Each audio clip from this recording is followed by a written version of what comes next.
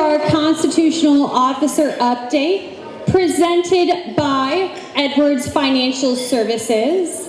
We welcome everyone here today. I want to thank all of you for coming. This is a very special time when we all get to meet together in person again, as long as we are socially distant and following all of our safety practices. So I do ask that if you are finished eating and drinking, please continue to put your masks on and stay socially distant. Thank you. I am Bridget Lake, President of the Oviedo Winter Springs Regional Chamber of Commerce.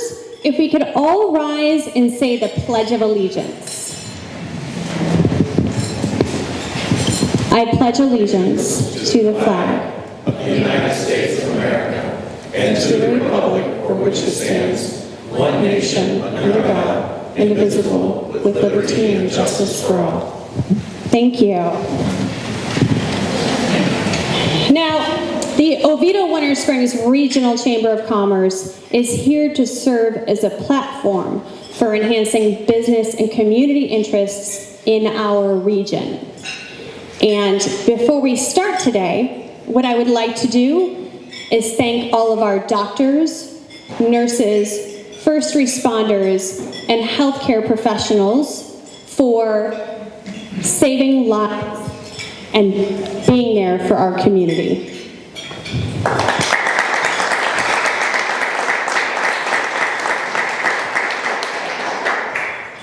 Now let us recognize our elected officials. We have Mayor Megan Sladek,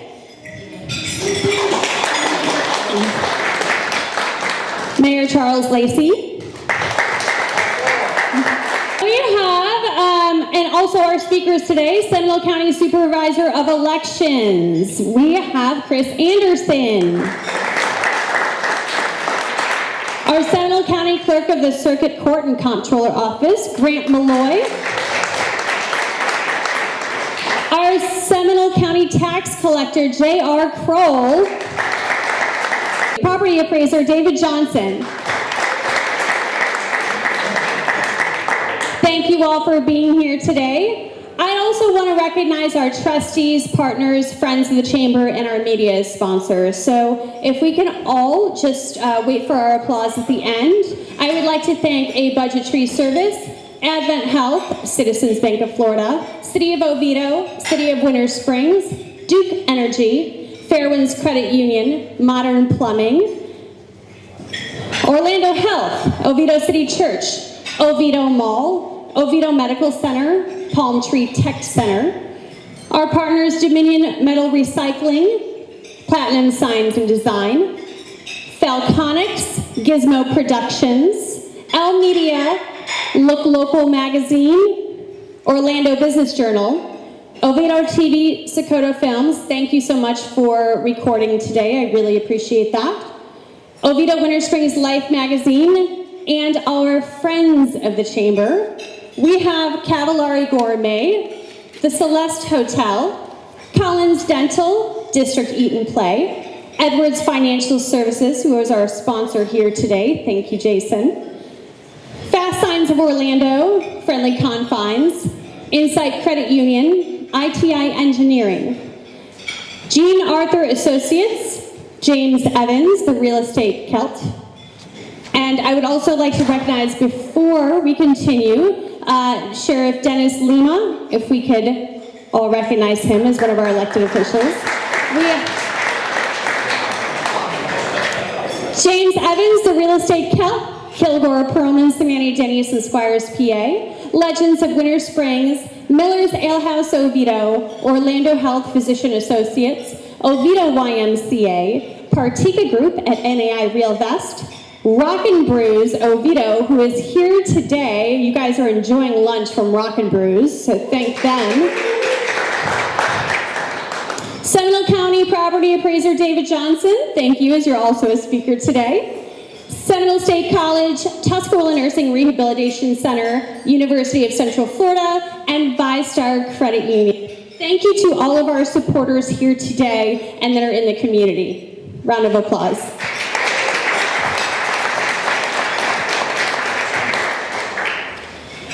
And I wanted to do some chamber announcements before we moved on. We actually have our new Health Connections Zoom series presented by Advent Health.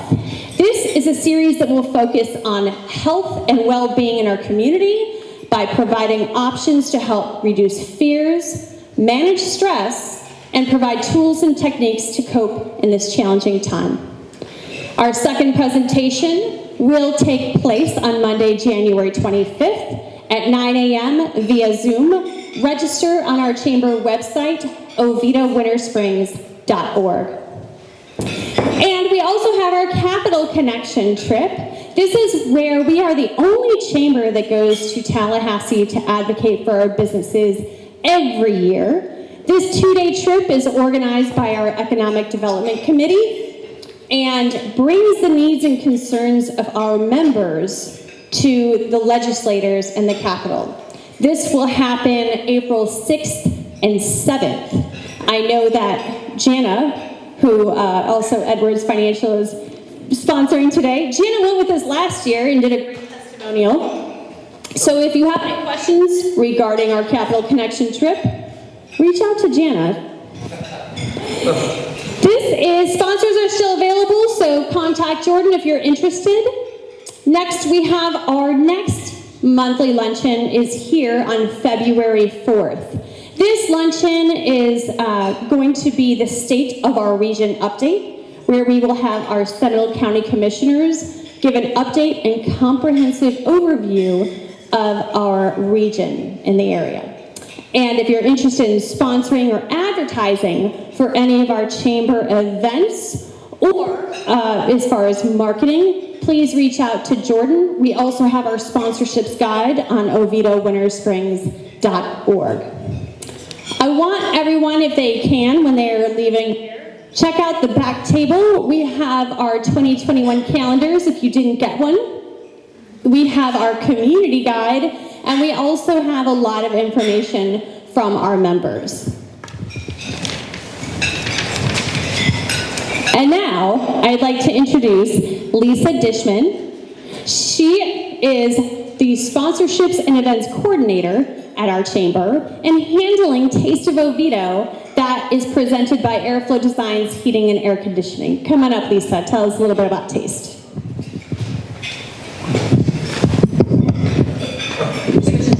Yes. Hi, everyone. Good afternoon. Thank you for joining us today. Again, my name is Lisa Dishman, and our 27th annual Taste of Oviedo event is scheduled for Saturday, March the 27th from 10 a.m. to 6 p.m. at the Oviedo Mall. So I hope to see you all out there. It's going to be very exciting. We'll have samples of delicious foods from local restaurants and over 200 businesses, nonprofit booths, arts and craft booths available for y'all to see as well. And there's going to be a kids area that's free to the public, and that is sponsored by Creative World School, Oviedo Medical Center, and Oviedo City Church. I'd also like to thank our sponsors for the event. Our presenting sponsor is Airflow Designs Heating and Air Conditioning. The City of Oviedo, they are presenting that event with us, the Oviedo Winter Springs Regional Chamber of Commerce, Creative World School, Duke Energy, Oviedo City Church, Oviedo Mall, Oviedo Medical Center, Stevens Kitchen, Mix 105.1 and Sunny 105.9, a budget tree service, Duda and Sons Incorporated, Advent Health, Miller's Ale House, Oviedo, The Music Box, ViStar Credit Union, Florida Cancer Specialists and Research Institute, Dignity Memorial, Kaplan Law Firm, Leadership Seminole, Mid-Florida Mortgage Professionals, Race Robinson, Modern Plumbing, School of Rock, Sports Clips, Vane Health Clinics, Publix, Bud Light, and Zephyr Hills, as well as our media sponsors with Creative Printing and Publishing, Falconics, Gizmo Productions, L Media Services, Look Local Magazine, My Central Florida Family, O-Town Fun, Orlando Medical News, Oviedo Winter Springs Life, Palm Tree Tech Center, and Sakota Films. Also, if you're interested in a sponsorship to help, it's a great way to strengthen your business and your business image and opportunity for you. You're welcome to contact me after the event, or you're welcome to email me as well. And finally, Creative Printing and Publishing, they have their calendar available at the end on the table back there. They're award-winning printer and sponsor of the Taste of Oviedo, and they are featuring their annual calendar contest today. They are located in Sanford, Florida, and they've been printing the Taste of Oviedo poster for the past 24 of the 26 years that we've been doing this. Kat and Rick Roy of Creative Printing and Publishing have been helping clients promote their business and services for over 40 years. They specialize in postcards, brochures, direct mail, magazines, newsletters, as well as all commercial printing needs. This year's contest is Creatures of the World, and their slogan is 2021 is going to be wild. If you can guess the cute, crazy, fuzzy creatures and have the most correct answers, you are eligible to win a prize out of the CPP stash box. Winners will be selected every month. And Creative Printing and Publishing, their motto is ink is in their blood for 6 generations. Again, the calendars are available for pickup when you exit the event, or you're welcome to swing by the chamber and pick up your calendar there. Thank you very much. Appreciate your time. These cute little things, these mic covers. So I do want to say that I want to thank Lisa. We welcome you to Taste of Oviedo on March 27th. We are very excited about having this event. If you didn't or have not been there, this is 13 rows of outdoor space at Oviedo Mall. So we're talking about being able to have a great community event while being safe. Next, I would like to thank our sponsor today, Jason Edwards with Edwards Financial Services. If you could come on up and talk. And also want to thank, because they have been just a great community partner with us. And so, this is brand new one. Thank you so much, Jason. It's a really weird world we live in when we have to worry about caps for a microphone. Anyway, I appreciate the opportunity to sponsor this. It's been a very unusual year for all of us. It's been a challenging year, but fortunately we were able to get through it with the thank and helpfulness of a lot of individuals in this room, especially our first responders, our law enforcement. We personally are a big supporter of that, having a background in that and working a lot with those individuals in the investment world. It's something we feel adamant about. So you're going to get one line from me. Also those in the community and the elected officials here that have helped maintain a level of calm in Seminole County, we're grateful for that too. So we were delighted to sponsor this. And again, given what we've gone through, I feel that the small business community needs to help us get out of this hole financially. So we need to pull together and we need to work as a team. So as an investment company that's been here over 2 decades in Central Florida, we've had the pleasure of knowing a lot of you, working with a lot of you and managing your investments. But really right now we're trying to take the role of trying to support the small business community. So with nearly 3,600 clients, if you have a need or a service, something that's unique, please get with Jana. We're trying to cross-pollinate our clients with other clients. We're in 18 states. So there's a great way for us as the community to work with that. And understand, friends, the government can help us, but at the end of the day, the small business community can take the lead. Remember, 80% of our GDP is generated by what? Small business community. Our tax individuals know where taxes come from small business community. So we can get through this. We're very we're excited about 2021. I don't know if we want to use the wild slogan, but we'll try to calmly get through it. We appreciate the time. And also we want to thank community leaders like the Chamber. Without the Chamber's, forward thinking and vision, we wouldn't be where we are right now. So again, thank you, Bridget, and your team. It's been phenomenal. We're proud to be a supporter. Thank you again. Guys, have a great lunch. Thank you so much. Jason Edwards with Edwards Financial, thank you for sponsoring today. So before I introduce our speakers, we do have our moderator today, Phil Capro with Kilgore, Perlman, Samani, Dennis, and Squires. He is also on our exec team of our board of directors and the chair of our economic development committee. I'm not going to hand over the mic to him yet because he is a lawyer and he gets paid by the word. So, I will be introducing our speakers today. As I say your bio, if you could please come up. We do have everything is socially distanced. You guys have your waters, microphones, all sanitized. So please, as I introduce you, come on up one at a time. Thank you. First, starting with the Seminole County Supervisor of Elections Office, Chris Anderson. After serving his country and community in the military and in law enforcement, Chris Anderson was appointed by Governor Ron DeSantis as the new Supervisor of Elections for Seminole County. The appointment began January 18, 2019, and he was recently re-elected into the office.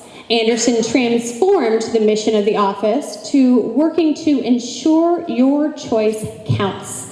This new mission focuses on providing fair and equitable elections for all citizens of Seminole County, regardless of their party and background.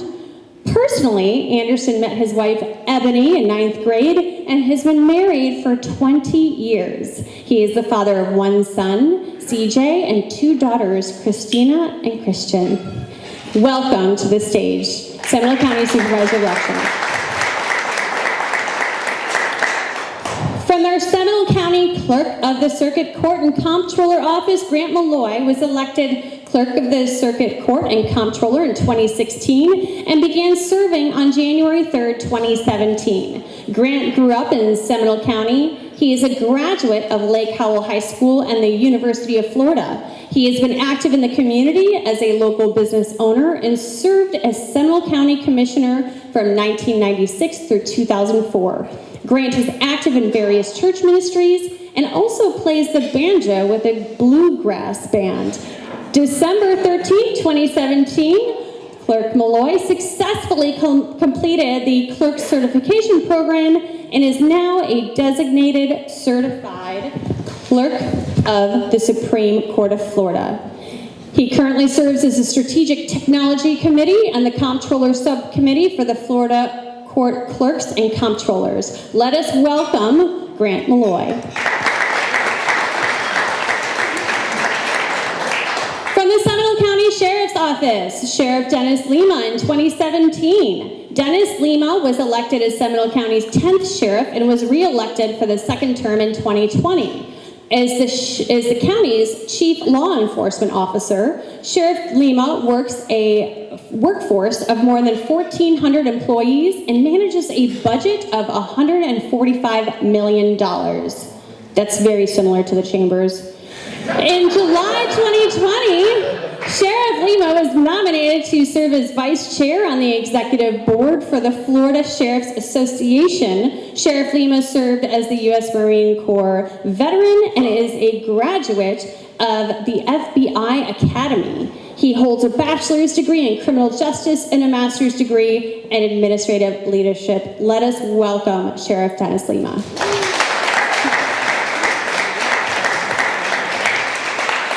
And from Seminole County Tax Collector's Office, J.R. Kroll, originally from East Brunswick, New Jersey. J.R. moved to Seminole County in 1983. After working in many industries, he settled on real estate in 2003. He was one of the first realtors in Orlando to start selling short sales and achieved great success. JR is consistently in the top 1% of sales for all Orlando realtors. He was recently elected into the office as the Seminole County's tax collector.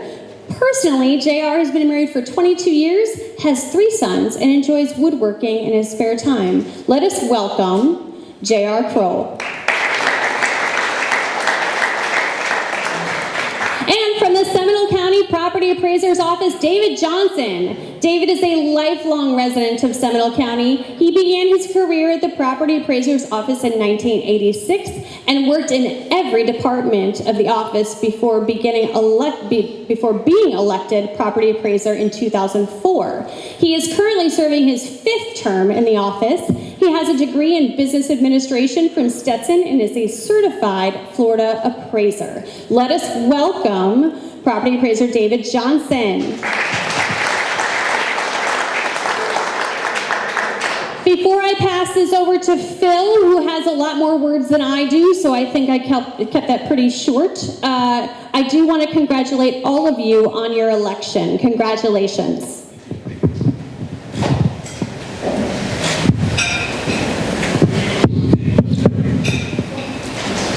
You're loud enough. I really don't need it. It's not a problem. You can get it working great, but it's not. So, first of all, thank you, Bridget, for asking me to moderate today. When we had the idea of getting all the constitutional officers together, I don't know if you in the room realize this is not something that happens every day. It actually took a little bit of magic, and I know that Bridget worked very hard to get everyone here. So thank you, gentlemen, for all coming out today. When they needed a moderator, Bridget was afraid of saying something that might offend you all. I told her I had no such problem. So that's how I got selected for that, and I appreciate the opportunity. As you know, we're not running for office today, so we can keep our interest short. And we're going to... Duly noted. Good. Thank you, sir. The first thing we're going to do is have you all go down and give just a quick 30-second or minute and a half explanation of what your role is, what you do, and then I have questions for you. Some of them will be related directly to your jobs. Some of them will be to get to know you all a little better. So I'm actually going to open with one of those before we have you introduce yourselves. The question I'm first going to put out to you all, and we'll go from left to right, if your life was made into a movie of the week, who would play you? Mr. Johnson. Brad Pitt.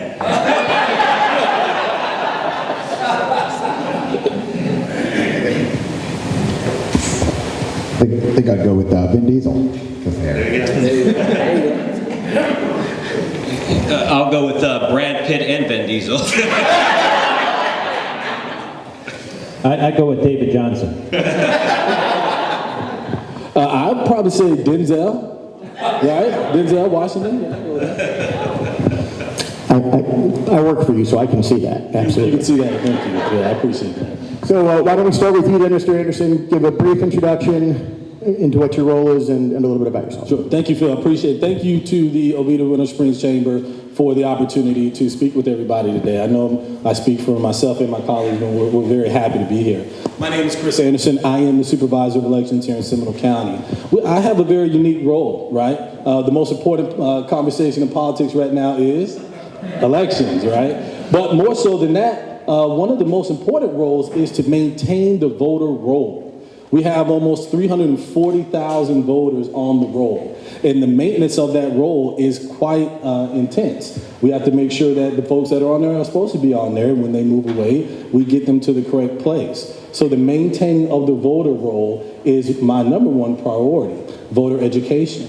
We are required, I am required by state statute to go into the high schools and other events, such as the Taste of Oviedo, to do voter registration and voter education, to which I take a great a part in creating the Elections Academy.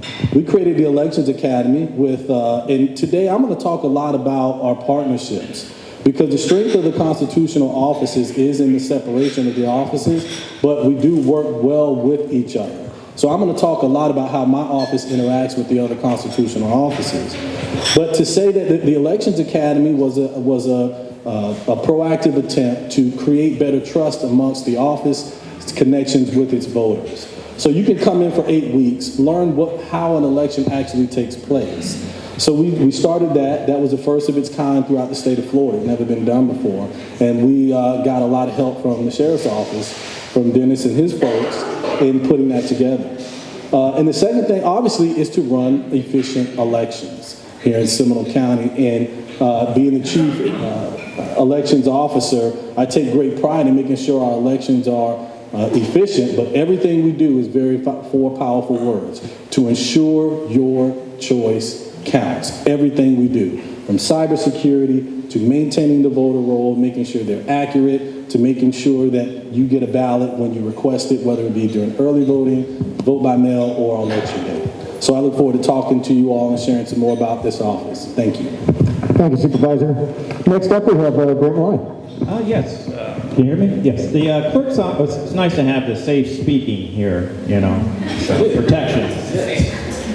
Sorry. The clerk's office is a fascinating office, doesn't get a lot of attention, but when the state of Florida was originally formed, the territory in 1821, the first county office created was the clerk's office. So arguably, it's the most important office of the 5 up here. And that is because somebody had to have everything, right? So we're the taxpayer watchdog. We have the checkbook and the savings account for the county commission. We handle hundreds of millions of dollars of investments and spending each year. So we review spending, we make all the spending, do all the payroll. So we're the taxpayer watchdog, and I do have some financial reports I brought over I can talk about later. We're the access to the court system. So the issues of justice, we're with judges, law enforcement, state attorney, public defender, all that's going on. We created a new self-help center up at the courthouse in by the lake in Sanford, which helps citizens access justice. And finally, we're the recorder. We keep all the property records, all real estate transactions, all our road maps, subdivision plats, mortgages, deeds, notice of commencements, all of that gets filed with us, in addition to things like marriage license, and we also process passports. There's over 1,000 different tasks that we do with 7 different locations, and my theme has been about making it an office where Chick-fil-A comes to my office to see how you do things correctly. That's been my theme of reforming the office and making it work for everyone. Thank you, sir. Now, we almost skipped over you during the hobnob. We're not going to do that now. Sheriff Lima, you're next. Well, good afternoon, everyone. And it is really extremely difficult to talk about really what the sheriff's office does in just a couple of minutes. But I will really focus on 4 general areas. First, the sheriff is the chief law enforcement officer of the county, but we collaborate with the 7 municipalities and 8 police chiefs almost every single day. That's what kind of makes our world go around. The second area, and I like to think of it as the less sexy area of what a sheriff is responsible for, is to be the chief administrative and executive officer of the circuit and county courts, which means providing security for the entire judiciary. Our 3 courthouses, our court facilities, our court buildings, and all of that. We also take care of all the civil processes. Anytime a court orders something, whether it's replevin, repossession, risk protection order, alimony, child support, those orders go to the sheriff to carry out those responsibilities. Third, in Seminole County, we're the chief correctional officer of the county. We have a 1,400-bed facility that I'd like to think that we provide a lot more than care, custody, and control. We really believe that we can change people's lives during the time that they're incarcerated. That makes our community safer, and ultimately it lessens the burden on tax dollars to raise sometimes generations of families. And then last and certainly not least, and probably most holistically, is we're the conservator of the peace, and that's by the Constitution. We feel that crime is a symptom of another problem, and if we can address those underlying conditions that are present that lead people down the path to commit crime in the first place, then we've made our community a little bit better. We should be proud as a collective body that no law enforcement agency has any success alone. Success only comes when law-abiding citizens and private businesses and faith-based communities partner with those people who are directly responsible. And I'm proud to say that in the 108-year history of Seminole County, there's never been a crime rate lower than it is today. And it was that way prior to COVID-19, while at the same time, we face an unprecedented epidemic that's not COVID-related, and that's overdoses. In Seminole County alone, in the past 12 months, more than 100 people died of an opioid-related overdose. That's why I'm incredibly grateful for the partnership with Tim Cook and Advent Health, our partners with Orlando Health, because we will continue to do some big things.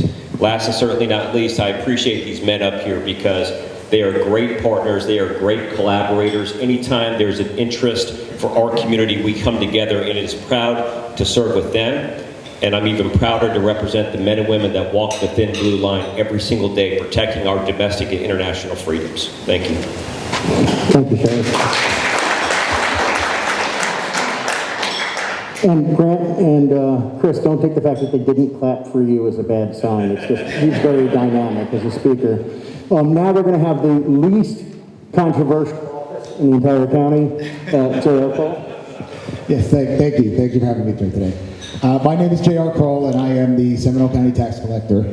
I'm the newly elected, so I've never been in politics before. This is my first term running in politics. You know, I've lived here since 1983, so I've lived here so long that I just love Seminole County, which is what made me want to run and make it right after seeing what was going on in the previous administration. Really, what the tax collector does, and people think it's just collecting taxes, and that's a part of it, that we do collect the property tax and the business tax receipts, but we also mostly administer services for other avenues through that the Tallahassee has to give to us to do here, which would be birth certificates, driver's licenses, registrations, hunting and fishing, and even concealed weapon permits. So those are just a few of the services, and my objective is to make sure that we increase the quality of customer service for Seminole County residents while still bringing back and being very fiscally responsible with our taxpayer money.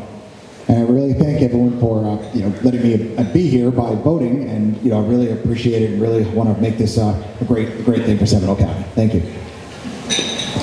Thank you, sir. And we have saved our longest standing constitutional officer for last, David Johnson.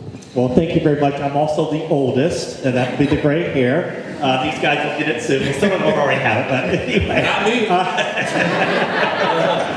But anyway, thank you for having us. As the sheriff indicated, it's an honor to serve the people of Seminole County and with these five gentlemen also. So what does the property appraiser's office do? I'm still trying to figure that out after 30-something years, but seriously, the Constitution says that we're supposed to locate, identify, and value all real and tangible personal property located within the geographic boundaries of Seminole County and the 7 cities, obviously. The other thing that we do, which is just as important as significant of a job, is we administer all exemptions allowed from property taxes that are set out in the state constitution. The primary one being the homestead exemption. Anyone that's a property owner here in Seminole County over the last several days or weeks has probably received a receipt from our office saying that you've got a homestead exemption. Please do not call. It's just a receipt. Even though we say do not call, the phone rings hundreds and hundreds of times. But it's fine. That's what we're there for. And it's just a matter for your records, and it also helps us as far as determining if there's still eligibility for those exemptions. So that is our primary responsibility. I will tell you that the other thing the office does with our locating, valuing all the property, we essentially, the local property tax is the primary funding source for local government. So what these guys do, a lot of our office funds that as far as what our actions. So that's very important, and I'm very blessed to have a great staff and been a very honored to serve you guys for over 16 years as the elected official. I'm looking forward to 4 more years. So thank you very much. Thank you. All right, back to a personal question, and we'll start with Mr. Malloy, and we'll figure out how you go from there. Did you have any pets, and what was your favorite pet? Favorite pet? Did you have any pets, and what was your favorite pet? My favorite pets would be my dogs I've had growing up over the years. Which is your favorite? You have to pick one. My dog in college, Spiv, was a stray out in Apopka. A friend of mine found her, covered with mange, fleas, and it became just a wonderful dog, and it's always my favorite. Y'all have the same question. I'm not going to. Well, there you go. So I would probably say my current pet, my dog Bentley. He's a Yorkshire. I haven't had many pets over the years. I moved around a lot. So now that I have a little bit more stable situation, I have a dog, Bentley. So I would say my dog. I would go with the same, and I think that it's the dog that I have now. Doodles the poodle. And I tell you, she gets in the bed and finds this little hammock between my legs that I don't know the last time I got a good quality night's sleep. I find myself sliding my legs out of the sheets and moving them around not to disrupt her sleep. It's probably not what I should be doing, but you know what? She got a soft spot in my heart. Yeah, I had a toy fox terrier when we first got married, me and my wife, and he lasted 18 years, which was a long time for a little dog. Funny story was that when we first got him, I was actually on Animal Planet for an entire season of Good Dog U with the puppy training class, which was kind of funny, but it's still out on the internet. But don't forget. We're gonna find that, and we'll be paying for that. Yeah, we'll find that. I had a lot more hair. Well, I'm a dog person also. Probably my favorite pet is the one I had growing up as a child and teenager. Donut was his name because he had a rounded tail. It's a toy fox terrier and spits. The current dog I have, Tyler, is a little corgi and chihuahua mix. Looks like a little German shepherd. Dennis, we can put him on the canine patrol. He's got a very big personality, likes to talk a lot, but he's a lot of fun. And the dog before him, Levi, was a kind of a straight out Apopka dog also. He was a mix between a pit bull and a Labrador retriever. That was the sweetest dog, disposition-wise, that I could ever imagine. So anyway, I'm very much a dog person, and yeah, we could talk about that forever. I got pictures if anybody wants to see. Growing up, I didn't have pets. My parents said they had kids. They didn't need any.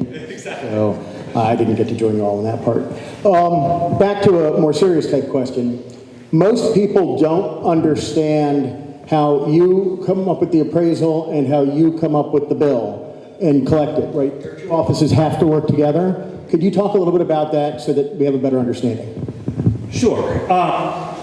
So how we come up with the value is relatively simple. We do it what we call mass appraisal, in that, thank God, I am the property appraiser of Seminole County and not any other county in the state of Florida. We have a robust real estate market in this county. Lots of sales activity, lots of new construction, etc. So we have a general idea about what a 1,500 square foot house in Alafaya Woods is selling for that was built in the mid-1980s, because we have tens of thousands of sales yearly, okay, to monitor that. We do a lot of modeling, a lot of statistics. I'm not going to get into all that because it will glaze over. But again, the main job is to come up with a fair and equitable value for all properties so that all property owners are paying their fair share. With our commercial properties, like where we're sitting today, it's a little bit different. We utilize what we call the income approach. We're actually taking income from the property, reducing expenses, and capitalizing that, because that's what a prudent investor would do. And what we're trying to do is find out what that value would be if it was exposed to the market. The trick becomes that our date of assessment, as outlined by the state constitution, is January the 1st. So, no, we're not all out there coming up with the value as of January 1st. We're looking at the sales that happened in 2020 to come up with values for 2021. So that's where we are right now. Then what we do, once we come up with the value, the taxing authorities, the cities, the counties, the school board come up with a millage rate or tax rate that's applied to that value. It gets multiplied against the value. We then send it to the collector and say, with this parcel number, this owner, they should be paying $1,500 a year in property taxes. And then I'll let JR take it from here. Then comes the bad part, where you have to pay. So it's really, like I said, I mean, I liken this to being, because my real estate career, looking at it like the tax collector office is kind of like a title company in real estate, to where the money has to come in, but we're not the ones who really determine the values or anything on that. It's already done before it gets to us. We just make sure that the numbers are correct, and then it goes out to the right cities and the correct amounts to everybody.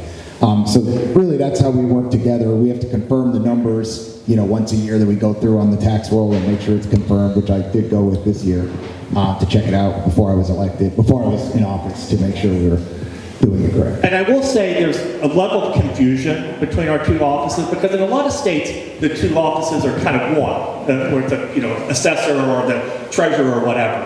But in Florida, because of the checks and balances that's outlined in the Constitution, it is two separate entities, and certainly JR has other things to do than just collect property taxes. So. Yeah, because in most other states, the tax collector doesn't exist. So like you said, they wouldn't be handling the DMV and the birth certificates and all the other services that we do. If I could expand on it too, on the state of Florida, there's mentioned checks and balances. This is where I think in counties there's a lot of protection for citizens, and that is nobody has all the power. The county commission sets the tax rate, but somebody else sets the value of the property, and somebody else collects the money, and then we hold the money and issue the check. So nobody has all the power to just collect money, raise your rates, assess your property. It's divided up to the system of checks and balances where we kind of keep each other honest. Well, that's actually a great segue to my next question, which is, Mr. Property Appraiser, you actually set the rate, which helps become a profit center for people in the county. As the tax collector, you collect the fees. That makes you a profit center in the county. Mr. Malloy, you collect traffic tickets. That becomes a profit center in the county. You get people to vote. But, Sheriff, this question is for you. There are those, and I'm not going to say it's me because it's not me, there are those people in the room that might say that part of the sheriff's job is to help be a profit center for the county. Would you respond to that, please? The sheriff's office and budget is actually, we do make some profit. We charge and house federal prisoners at a cost and a rate, and so there are slight revenue gains from what we do.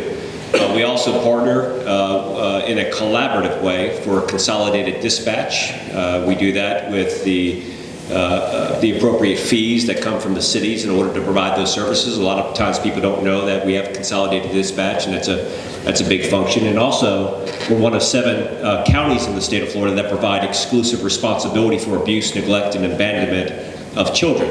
Child protective investigations is a function that we provide that is funded by the state, where revenue is coming in. That's, again, any profit goes back into the county to help anyone else out. And then there's small things that we do for fees, but mostly it's just service-based, great collaboration, and try to keep checks and balances.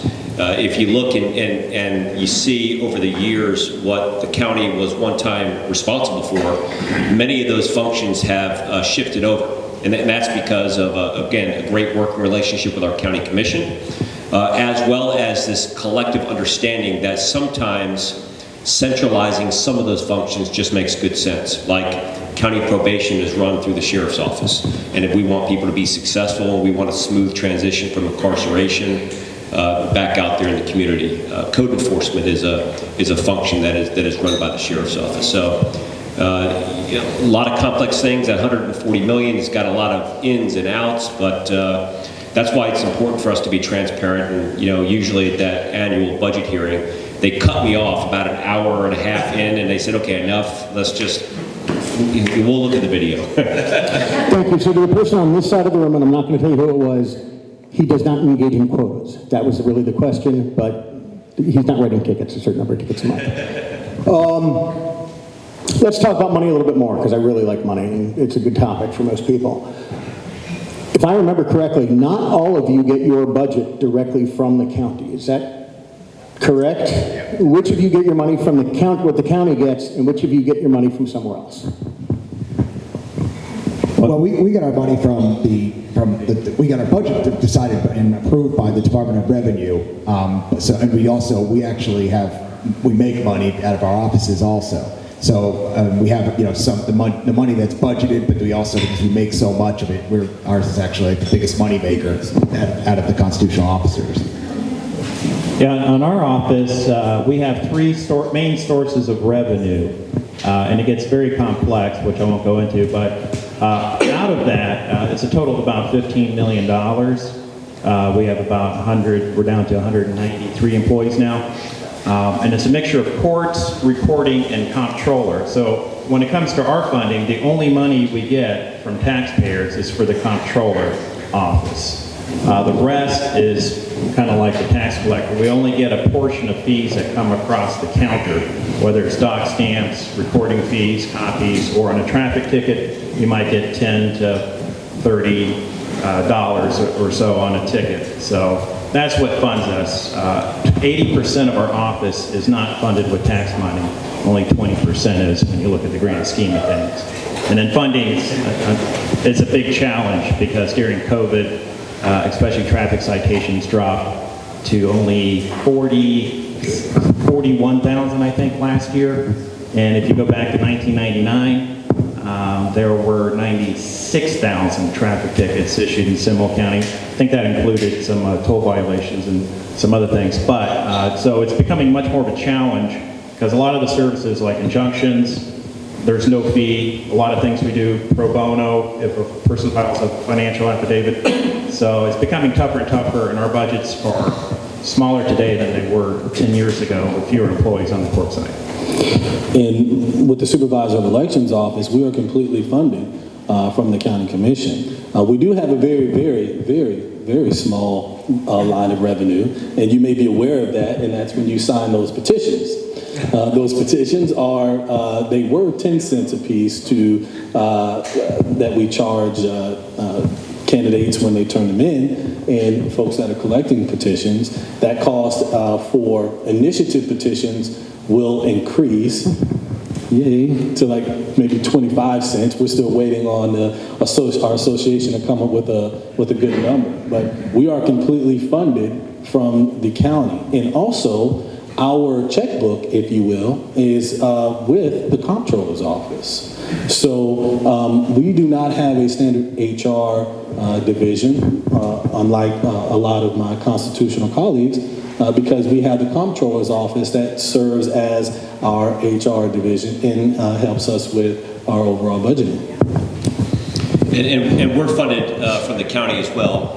We actually take advantage of wonderful partnerships like with the superintendent of Seminole County Public Schools, where all of our school resource deputies are funded 50% from the school district, 50% from the sheriff's office. That's afforded to us by the county. And then we also involve ourselves in public-private partnerships. Just last year alone, the executives from Walmart came and delivered a $500,000 check to my office to support a lot of the things that we're doing with the opioid space. And of course, Advent Health has been just a remarkable partner on various initiatives that we as a community feel are important, but technically the county funds our budget entirely. And we're funded completely by the county too, except for a small percentage from all places, the St. John's Water Management District, we're talking 4 or 5%. But to JR's point, my budget and his budget are approved at the Department of Revenue level, so that we have to make, the theory is that we have the resources necessary to do the job that we need to do, so it's not politicized, but my office is funded through the county and Water Management District. Thank you. So I believe, and this is a JR question, many people in here may not know, but I understand you can pay your taxes, instead of just paying it once a year, you can pay it on a quarterly basis. Is that correct? And can you talk about that a little bit? Yeah, they do have it. I mean, I'm not on that side of it as much right now. Obviously, just getting into office, I haven't worked that much into it. So I don't know how much detail I can get into it. But yeah, I mean, I know you can pay it quarterly through your taxes also. And, one of the big things we can do, you would work with, as far as taxes would be like portability and such that does go through the property appraiser site. Once it's just the actual payment itself, and it goes through us. Perfect. So my last serious question for you all is, and I think you touched on this already, Grant. Your budget's getting smaller. I just finished chairing the Complete Count Committee for the census for the Seminole County. This might surprise you, but we have more people here now than we did 10 years ago. How do you all anticipate facing a smaller budget trying to serve more people? I mean, of course, it is a challenge. We all have to do more with less, and we understand that. For the Supervisor of Elections Office, we have 18 full-time staff members to service 340,000 people. We're a bit behind in employment, so we are going to have to expand. But as you may have seen recently, using Q-tips to vote. How many people used Q-tips when they went and voted in person in Seminole County? So as you can see, we try to be as fiscally creative as possible when it comes to using your tax dollars. But the challenge is always making sure that you're paying your people well, but you are being as fiscally as responsible as you can. With our office, we've been dealing with budget cuts for long before I was there. The clerk's office is statewide. Only receive about around 400 million statewide, and it's divided up into 67 counties. So it's become quite a challenge. So we're used to dealing more with less. The one thing I don't want to do is cut service. I know sometimes there are some counties, they'll give you this excuse on the phone like, oh, you're going to have to wait because we're not funded. I think one local county does that. It drives me nuts. And some are cutting back services, cutting back hours. And my goal is not to do that, and we haven't done it. In fact, we've increased some services. So the main thing is technology. We've gone to electronic court records. We work with the sheriff's office, the judges. We've been able to digitize and so many things. We used to manually stuff envelopes with traffic tickets. Now it's all electronic case. It's instant information online and at our branches. So we're having to use technology to make more with less, and that's the only thing that's really saved us. For the record, we're not doing more with less. We haven't had reduced budgets. We're not a county that is on this whole defunding the police narrative. But what we do is we work closely with county commissions to make sure that we are modernizing our programs. We've had a great push towards civilianizing positions that normally would be in a traditional law enforcement agency, a sworn position. It's less money to civilianize some of those roles and those functions. When we can consolidate resources, that just makes good sense. It may not save on the sheriff's budget, but when you combine county functions over, it just make good sense. And I think lastly is when you look at the job of law enforcement right now, it is an incredibly demanding job, and you have to be in a range of market value when it comes to attracting the right people that will sign on to the job. The last thing that you would ever want in a community is get the wrong people attracted to your police department and serving the community, because look, safety has a direct correlation to quality of life. People don't do business in a county or a community that has a high crime rate. Property values diminish when there's a high crime rate. So we have kind of a role in all of that process. But the county's been very good working with us strategically to make sure that we stay on pace. And we that were the tax collector, obviously taxes are usually required to be paid. So even when they're not paid, like if you have your property tax and you don't pay your property tax, if you have a mortgage, your bank will pay your property tax for you. And if there was no mortgage, the property will be a tax certificate issued on it, and then somebody else will pay your mortgage, your tax payment for you. So we really have it, and that's the biggest generator of revenue for the tax collector office is the taxes. With the services, we did see some services go down through COVID. Obviously, the amount of people that were buying vehicles and just coming into the office, and if they didn't have to, they didn't go in. But we don't really make a lot of money on those services. It's mostly from the property taxes where we generate the money. Yeah, and so, like Grant, we've invested in technology over the years. I will tell you, when I started working in that office in 1986, we had 53 employees. We now have 49. The county has grown tenfold in that time frame, both doubled in population, but from a taxable perspective,